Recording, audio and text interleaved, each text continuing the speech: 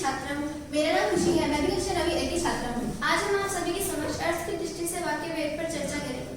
सार्थक शब्दों का वह समूह जिसे लिखने अथवा बोलने वाले का तात्पर्य पूरी तरह से स्पष्ट हो जाता है, उसे हम वाक्य कहते हैं। वाक्य को प्राय दो भागों में बांटा गया है, उद्देश्य और विधेय।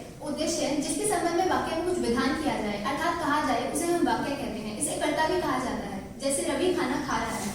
इसके अंदर रवि के बारे में बात कही जा रही है, इसलिए रवि को उद्देश्य कहेंगे। विधेय उद्देश्य के संबंध में कुछ विधान किया जाता है अर्थात कहा जाता है, उसे विधेय कहते हैं।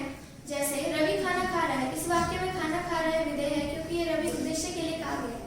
अर्थ की दृष्टि से वाक्य के कुल 8 भेद हैं।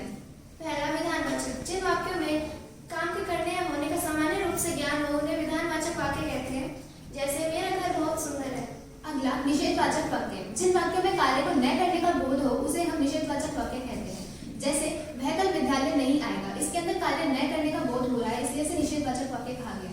अगला विस्मयवाचक वाक्य, जिन वाक्यों में शोक, हर्ष, घृणा आदि मनोभावों का बोध हो उन्हें विस्मयवाचक वाक्य कहते हैं। जैसे वाह कितना सुंदर दृश्य है। अगला संदेहवाचक वाक्य, जिन वाक्यों में शंका या संभावना होने का बोध हो उसे हम संदेहवाचक वाक्य कहते हैं। जैसे शायद आज बारिश नहीं होगी, या हो सकता है शायद वे कल मेरे घर आए आदि।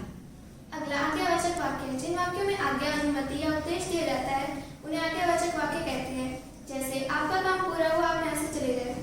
अगला संकेतवाचक वाक्य, जिन वाक्यों में दो क्रियाओं की परस्परता का संकेत हो उसे हम संकेतवाचक वाक्य कहते हैं। यह सदा मिश्रित वाक्य होते हैं, क्योंकि इसके अंदर एक उपवाक्य दूसरे उपवाक्य पर आश्रित होता है।